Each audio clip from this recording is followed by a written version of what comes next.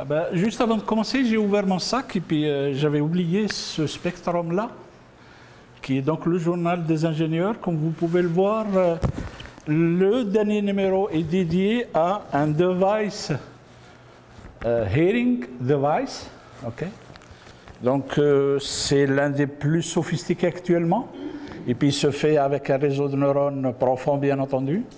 Et puis il est très sophistiqué. Perception. Donc la perception fait rage. Et donc c'est ça un peu ce dont je vais vous parler. Okay. On parle d'intelligence artificielle, mais en fait, ces derniers temps, on a mis de l'avant aussi la perception artificielle ou la perception faite par machine. C'est bon? Donc, je vais aller sur ce que c'est que la perception machine. Et puis, comme composante de la perception machine, ben, les choses qu'on fait actuellement à l'Université Laval. Sur le plan de la vision, on fait de la reconnaissance de place ou de localisation. Et puis, autre perception, c'est le fait d'agripper un objet pour la robotique. Le fait de reconnaître un sol par le toucher pour un robot.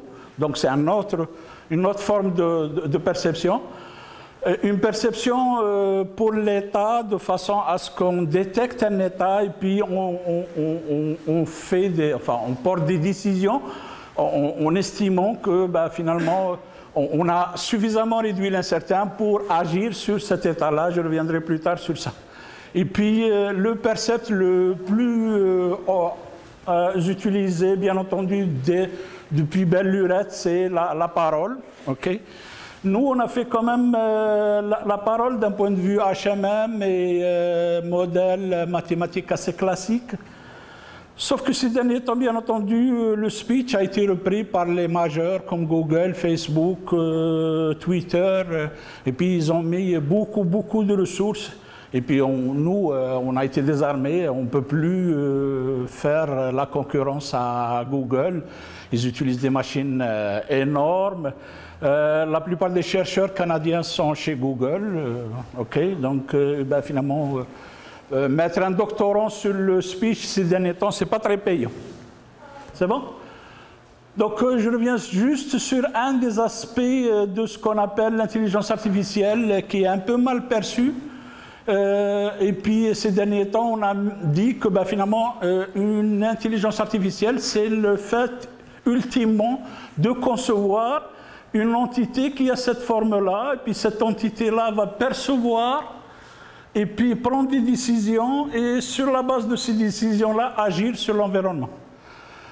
J'attire votre attention sur le fait qu'on acquiert des percepts. C'est là où, finalement, on va faire de la perception, machine, on porte quelques décisions, puis on peut ouvrir ici la boucle en aidant un peu les utilisateurs.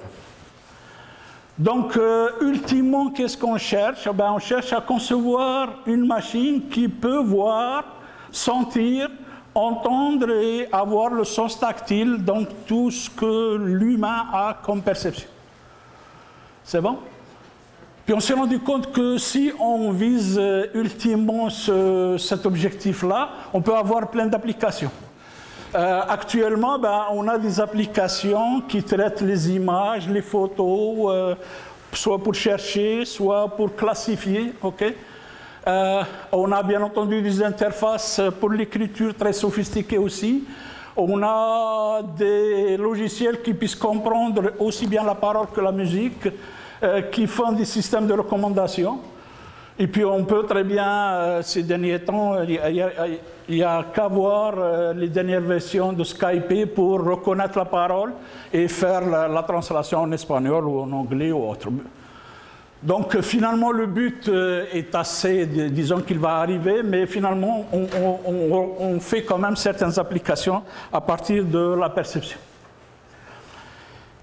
Sur les applications qui sont ici, qu'on fait à Laval, il y a des choses, ici on a commencé à en faire, ça on en a fait, puis on continue à en faire, et ça on en a déjà fait, puis ça c'est des choses qu'on a faites, mais qui sont assez anciennes, et sur lesquelles je reviendrai plus tard en vous disant plus ou moins ce que fait la recherche actuellement. On a lancé depuis une année la reconnaissance de place, comment on peut reconnaître une place. Okay? Donc ça peut aider un robot pour se localiser. Okay? Donc ça précise aussi le GPS et puis ça aide aussi à trouver des places historiques ou autres. Pour un robot, il y a cette boucle-là qui fait pour reconnaître sa place et améliorer son slam. Si vous remarquez ici, par exemple, c'est que quand il arrive à ce point-là, il va détecter donc une place, il va essayer de réduire l'incertain par rapport à la place qu'il avait. Donc s'il réduit l'incertain par rapport à la place qu'il reconnaît la place, ben, il va boucler la boucle. S'il ne reconnaît pas la place, la boucle va rester fermée. Donc ce qu'il fait, c'est qu'il suit et il dit, ben, cette place-là, je l'ai déjà visitée, mais dès qu'il a déjà visité, il faut qu'il reconnaisse l'image ou la place par laquelle il est passé. C'est bon? Sauf que c'est un problème qui n'est pas évident. Donc vous voyez ici qu'on a des apparences de la même place, mais vu la place où, enfin, la localisation où on a pris la photo, ce n'est pas la même. Les véhicules ont changé, c'est bon. Qu'est-ce qu'il y a d'autre? Les arbres ici, c'est sûrement pas la même saison.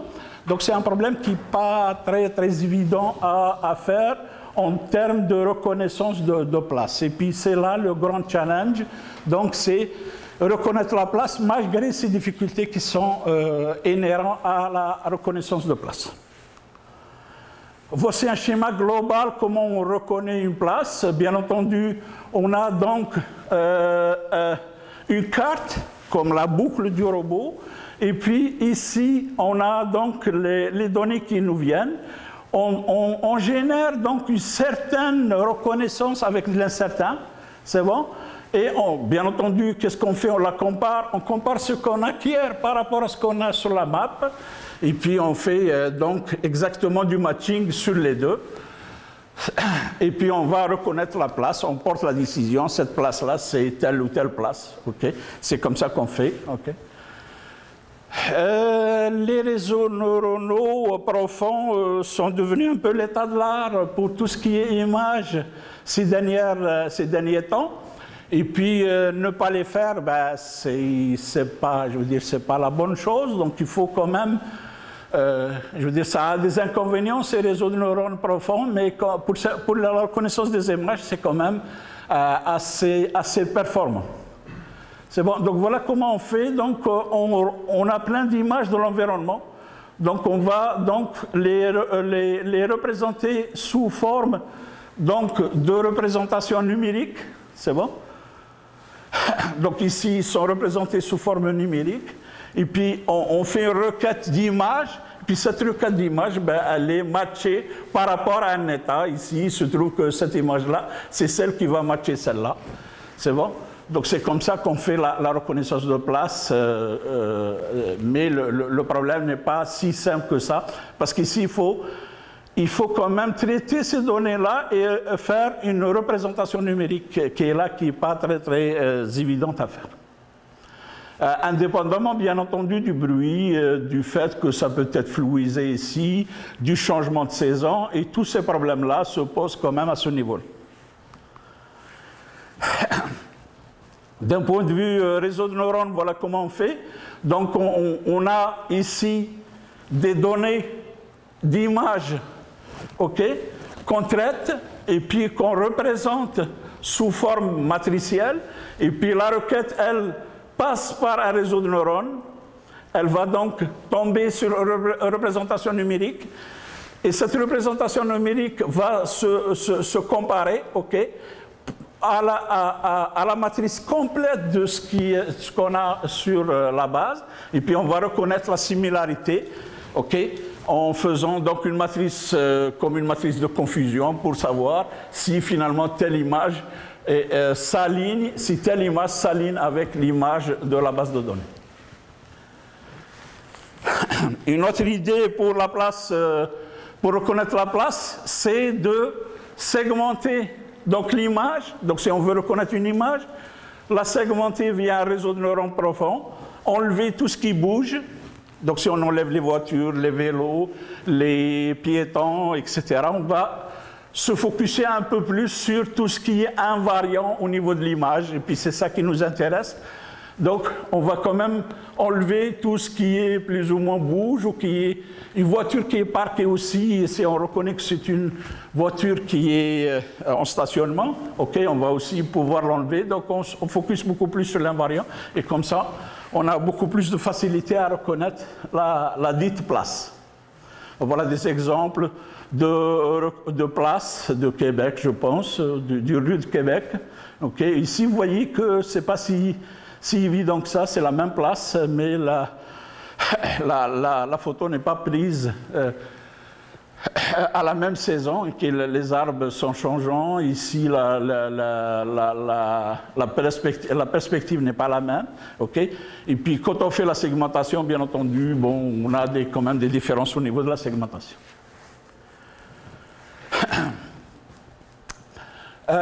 On s'est posé aussi la question de savoir, finalement, la reconnaissance de place, c'est peut-être pas si simple que ça. Si un robot, comment dirais-je, se déplace, il faut mieux reconnaître ce qu'on appelle une séquence d'images et non pas une seule séquence. Si on reconnaît une séquence, on va pouvoir peut-être mieux reconnaître la relation entre les images, okay, et profiter un peu de toutes les relations entre les images de façon à faire dégager un peu les objets invariants. Alors, pour reconnaître une séquence, on fait appel ces derniers temps à des réseaux de neurones assez spécifiques qui s'appellent long short memory, donc qui sont des mémoires à long terme, okay, qui sont beaucoup plus performantes pour donc, les séquences un peu plus longues, okay, de reconnaissance. Donc, au lieu de reconnaître juste via des réseaux de neurones, donc on reconnaît un peu les caractéristiques et on les améliore par une séquence via les LSTM. Donc ça c'est juste technique, mais ça n'ajoute pas, je veux dire, ça ajoute pour nous parce qu'on reconnaît plus les relations, mais ça devrait améliorer notre place, notre reconnaissance de place. Deuxième perception, c'est le fait d'agripper pour la robotique. Voici ce qu'on cherche à faire. On cherche à faire apprendre à un robot, okay, comment il pourrait agripper des objets. Donc le fait d'agripper, c'est de déterminer le meilleur rectangle pour tel ou tel objet. Et puis ce rectangle-là est déterminé par les termes W, H, X, Y et puis θ, donc 1, 2, 3, 4, 5. 5 paramètres à déterminer, parce qu'ici, en fait, ce qu'on fait, c'est qu'on met on a comment dirais-je,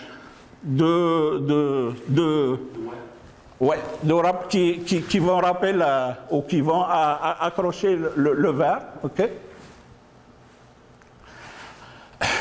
C'est bon? Donc, ce sont deux grippeurs parallèles, et donc on fait apprendre ça à un réseau de neurones, ok? Le réseau de neurones, c'est un réseau de ce type-là, et qui va pouvoir nous déterminer un peu ce type donc, de grasping. Donc ici, le rectangle, c'est ce rectangle-là avec donc une probabilité de confidence de 0,95. Celui-là, c'est un rectangle de probabilité 0,75. Bien entendu, ici, c'est 0,01. Mais c'est comme ça qu'on apprend, on fait apprendre ça à un logiciel, et ça nous donne donc un système qui peut prédire pour tel ou tel objet le rectangle là où il faut agripper l'objet. Donc pour ça, on a pris un dataset de l'Université de Cornell qui sont quand même assez actifs sur le grasping, ok? Donc c'est pas un, comment dirais-je, c'est pas un dataset assez costaud, parce que si on veut utiliser des réseaux de neurones assez performants, il faut quand même que les datasets soient assez conséquents, c'est-à-dire qu'elles contiennent énormément d'images. Ce n'est pas le cas du dataset qui est là, okay? Donc c'est juste 895, Ces 895 reflètent 248 objets. En fait, ce qu'ils ont fait à Cornell, c'est qu'ils ont pris les 248 objets et ils ont fait ce qu'on appelle une augmentation de données pour tomber sur 885. Si c'est un verbe, on le tourne un peu, on ajoute un peu de couleur ou ce genre de choses. Donc c'est comme ça qu'on fait une augmentation de données. Donc vous avez ici les différents rectangles et les différents objets, c'est bon? Et à partir de ça, on fait de l'apprentissage. Le système que nous avons utilisé, ça s'appelle ResNet. Et puis on avait utilisé aussi un système de réseau de neurones qui date un peu, puisqu'il date de 2013-14, qui s'appelle AlexNet. ResNet, c'est le dernier qui performe assez bien. C'est bon? Vous voyez bien que d'un point de vue performance, il y a quand même un chercheur qui a fait une méthode dont je ne me rappelle plus, NKMN, qui performe assez bien, mais qui d'un point de vue vitesse, frame par seconde, lui, est assez mauvais, alors que finalement, avec notre réseau ResNet, on s'approche très près de ce qu'il a obtenu comme performance, ici aussi, et puis on le bat quand même de très loin d'un point de vue speed en frame par seconde. Donc cette approche-là pourrait être utilisée pour un graphique en temps réel, alors que celle-là est complètement pénalisée d'un point de vue temps réel. Ça c'est juste donc apprendre, ensuite prédire le rectangle. On a aussi travaillé sur le fait comment un bras de robot peut piquer et poser. Donc, pour piquer un objet et le poser, ben, la façon de le faire, c'est on passe par détecter déjà l'objet, ensuite le classifier, qu'est-ce que c'est comme objet, et à partir de ça, ben, finalement, on peut déjà le piquer, le placer. Alors, quand on détecte l'objet, est-ce que c'est un verre, est-ce que c'est un stylo, est-ce que c'est comment dirais-je, un laser ou autre, ok? Et donc, il faut le piquer et le placer ailleurs. Donc, une fois qu'on l'a détecté, on classifie qu'est-ce que c'est comme objet. Et là, on a utilisé un réseau de neurones profonds exactement comme celui d'avant.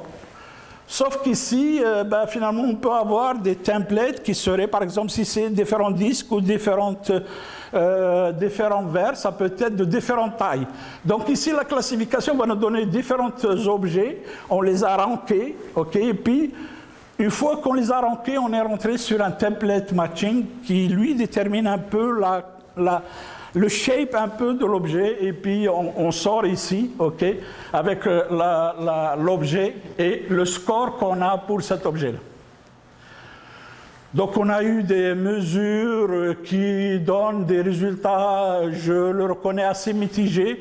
Ici, vous avez juste le fait de piquer l'objet d'un point de vue random. Ok, donc on fait mieux que le random la plupart du temps. Le bleu, ça doit être notre méthode. Et celui-là, c'est le random, et celui-là, c'est la méthode la plus performante au temps où on a fait donc, les expérimentations. Donc parfois, quand même, on est... Où est-ce qu'on est bon? On doit être assez bon. Ici, on s'approche quand même. Ici, on s'approche aussi. Ici, on reste en deçà. Ben, ici, c'est quand même assez loin. Et puis ici, on s'en approche plus ou moins.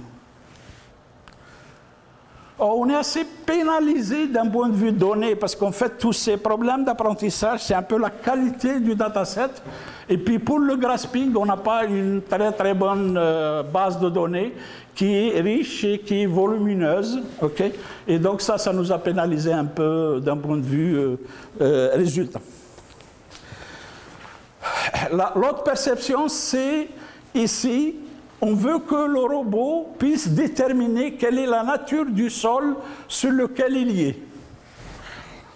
Donc, il fait du tactile. Mais en faisant du tactile, on voudrait savoir est-ce qu'il est sur du gravier, est-ce qu'il est sur la neige, est-ce qu'il est sur du sable, etc.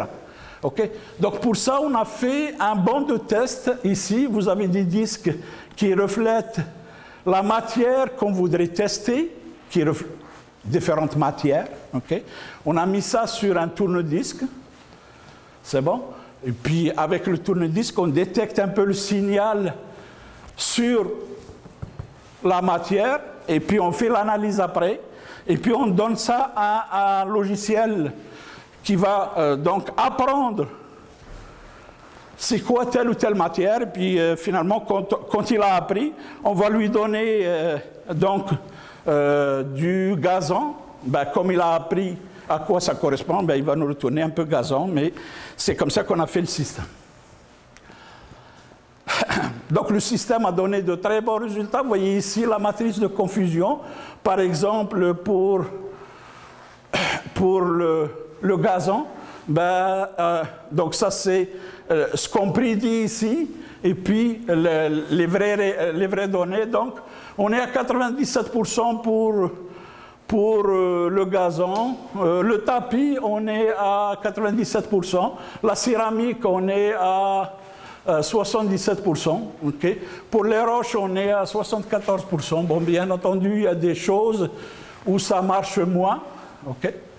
Mais bon, c'est quand même quelque chose qui a lancé, quand même, c'est l'une des choses qui a été plus innovatrice de notre côté, qui a lancé un peu plus de recherche à travers le monde. Okay.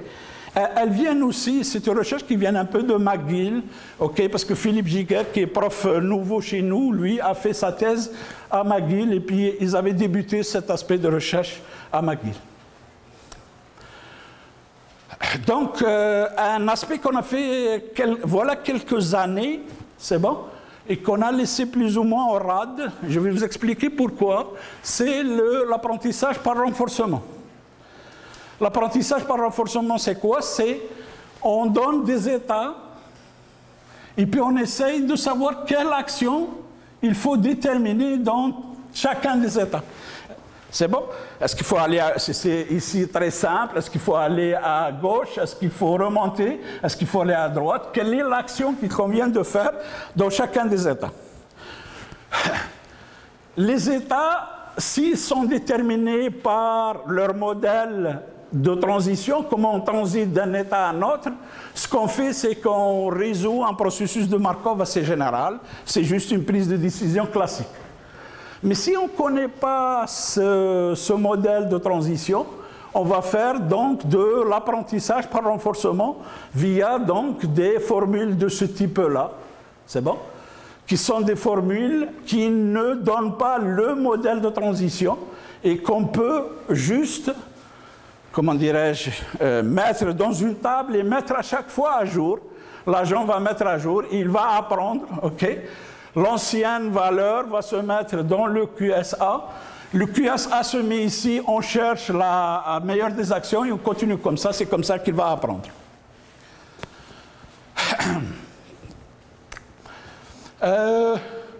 Des fois, ben, l'état n'est pas connu. Cet état-là n'est pas connu. Ce qu'on fait, c'est qu'on dit qu'on a une probabilité d'être dans tel ou tel état. Donc ça, c'est un processus un peu plus complexe. C'est ce qu'on appelle un POMDP, c'est-à-dire un Partially Observable Markov Decision Process, qui est un peu plus compliqué. Donc, pour ce qui est comment dirais-je, de l'apprentissage via un état, ce qu'on a fait, c'est qu'on a testé ça sur un cruise control, okay, qui est une application donc, de contrôle de la vitesse. C'est bon. Donc, ce qu'on a fait, c'est qu'on a donné donc, ici, le headway, c'est une différence entre la position, celui qui est devant divisé par la vitesse, et puis la dérivée du headway, c'est juste en fait celui-là à l'instant t moins l'instant t moins 1, c'est juste pour avoir donc une progression sur la dérivée. On donne ça à un réseau, puis ce réseau-là va pouvoir déterminer est-ce qu'il faut mettre le gaz, est-ce qu'il faut freiner ou est-ce qu'il ne faut rien faire? C'est bon? Donc, ça, je vous rappelle que si on accélère, on freine ou on ne fait rien, c'est par rapport à la différence de position, puisqu'on contrôle un cruise control. Ou on contrôle la distance, okay, entre les deux voitures. Donc, c'est juste une validation de concept. OK? Celui-là, on l'a fait quand même, voilà, quelques années. Puis ces derniers temps, ben, avec la voiture autonome, ça, je veux dire, ça s'étend. Les choses se sophistiquent un peu plus. Ce réseau de neurones est complexifié. Et puis, il est remplacé par un réseau de neurones beaucoup plus profond. OK? Et puis, l'application elle-même sur les entrées et les sorties est devenue beaucoup plus complexe. Donc voici ce que ça a donné sur cette validation assez simple. Ici, par exemple, quand la voiture ralentit, accélère, ben notre système, lui, ici, on a le bleu. Okay. Le bleu, c'est le nôtre, et le vert, c'est la voiture qui est devant. Et donc, on voit bien qu'on a une recopie exactement des signaux. Ici, c'est de la même façon. Okay. Le bleu suit le vert exactement. Okay. Donc, on voit que finalement, ça répond un peu à notre problématique de cruise control. Dernière perception, c'est voilà quelques années, on a lancé avec Joël Pinault à McGill, qui travaillait sur cette chaise pour les gens âgés. Donc, ce qu'elle voulait au départ comme problème, c'est on met une interface ici de reconnaissance de la parole, c'est bon. Et puis le malade qui est assis sur la chaise ben, lance sa commande sur l'interface qui est là. L'interface censée reconnaître la parole et faire agir donc la chaise. C'est bon? Donc, sans rentrer dans le détail, voilà à peu près comment ça se passe. Donc, ici, ici par exemple, ça, c'est l'occurrence de l'utilisateur. Okay? Puis ça, c'est ce que reconnaît un peu la machine. Okay? Ça, c'est l'incertain, disons, sur tel ou tel état. Les états sont les intentions un peu de l'utilisateur. Et puis la commande, ça serait ici ce que fait donc la chaise. C'est bon? Bon, ben ici, c'est turn right, puis elle tourne right. Mais vous remarquez qu'ici, ben, turn right little, OK? Ben ici, je veux dire, le système avec son incertain, et il s'est un petit peu mélangé les pattes et puis il n'a pas su quoi faire. Donc il a dit « Please repeat your command ». Donc il n'a pas reconnu exactement la commande. Donc ici il a reconnu puis il fait l'action. Puis ici il reconnaît et il fait l'action.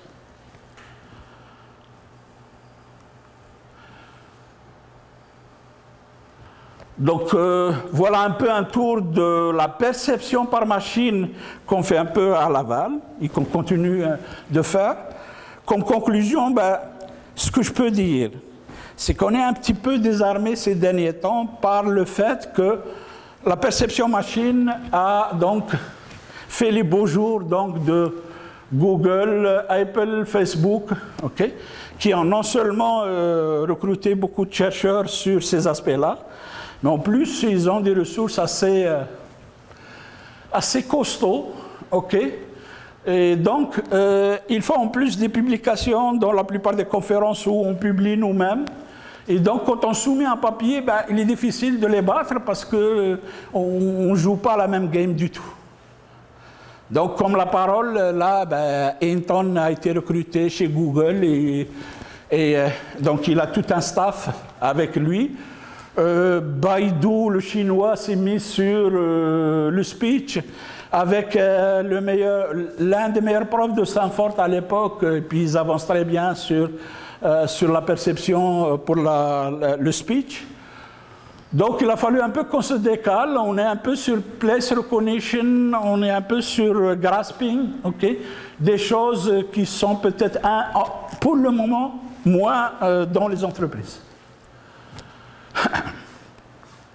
Donc tout ce qui est deep, tout ce qui est apprentissage profond, ça marche assez bien, mais ça marche aussi pour les grandes entreprises.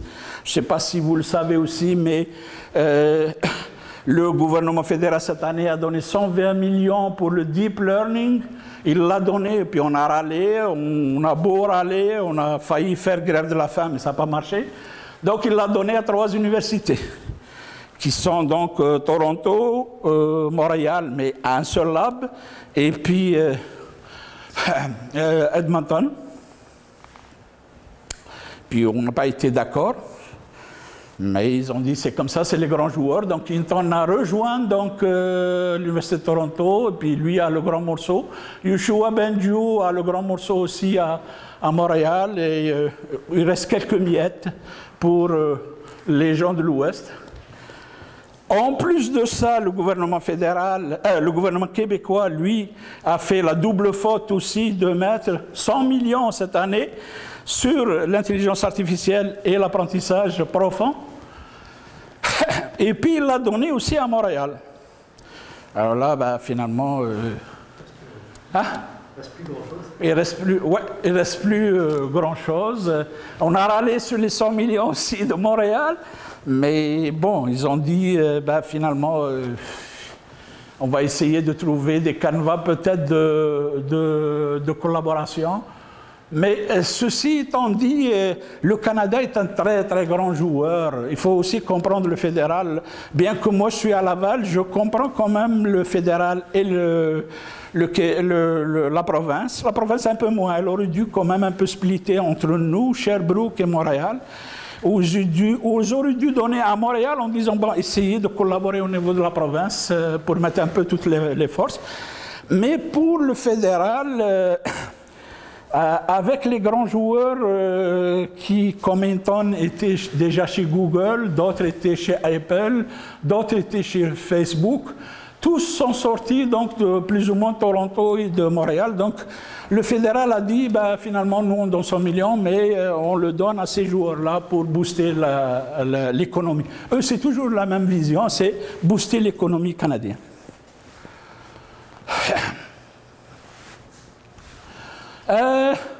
Deep Learning, ça va marcher, c'est sûr que ça commence à marcher assez bien, ça donne de bons résultats.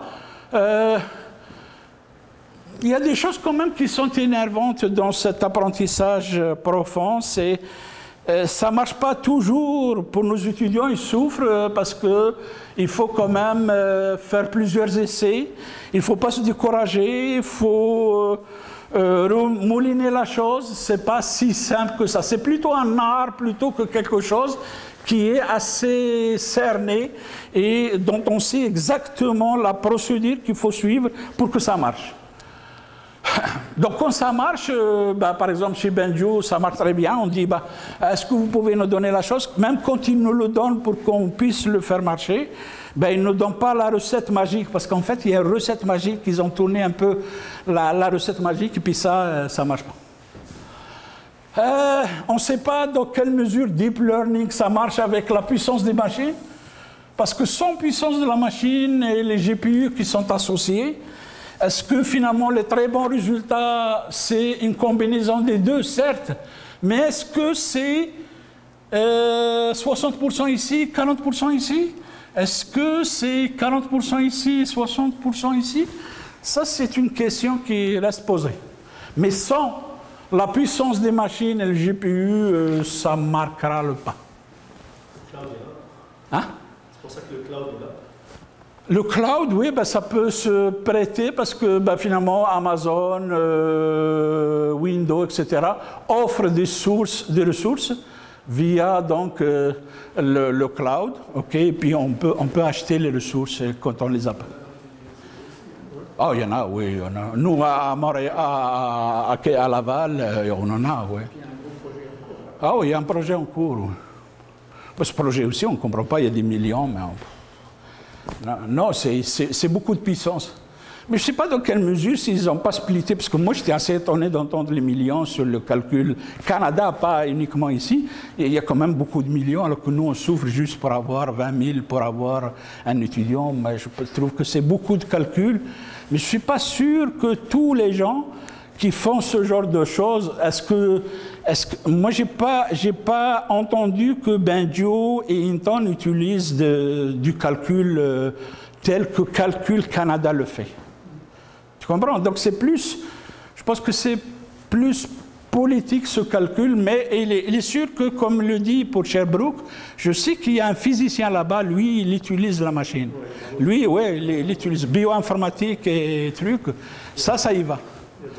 Ouais. Non, ça y va. Ça a un besoin. Mais sur tout ce qui est deep, on n'est pas sûr. Peut-être que 2 GPU ou 3 GPU, une bonne machine, ça résout bien. Donc la perception machine, ben, ça produira de très très bonnes applications, ça c'est sûr. Je vais finir juste avec quelque chose. Est-ce qu'on a dit au départ que l'objectif c'est de construire des machines qui auraient la capacité donc de voir, sentir, entendre, avoir du tactile? Cet objectif-là n'est pas loin. Ça c'est sûr qu'il n'est pas loin. Sauf que... moi, je ne sais pas, mais l'année dernière, j'avais fait une présentation à notre département sur faut-il avoir peur ou pas de l'intelligence artificielle. La question est peut-être une question à poser, c'est bon? Et finalement, c'est sûr que le mariage cloud, puissance, IA, qu'est-ce qu'il y a d'autre? Big data, tout ce mariage-là qui fait toutes ces choses-là, risque de poser des problèmes d'ici quelques années. La sécurité, ah oui, non, mais je veux dire, on a vu ces derniers temps apparaître ce qu'on appelle des fake news. Mais j'ai remarqué qu'avec, par exemple, le deep learning, on peut faire du fake images. Tu peux faire des images complètement qui ressemblent, mais complètement bidon. Donc, finalement, je veux dire, d'ici quelques années, cette intelligence va pouvoir y être, puis ben, on ne sait pas où, ça va déstabiliser beaucoup de gens. Ça va être utilisé dans le mauvais sens. Ouais, voilà, c'est ça, exactement, oui.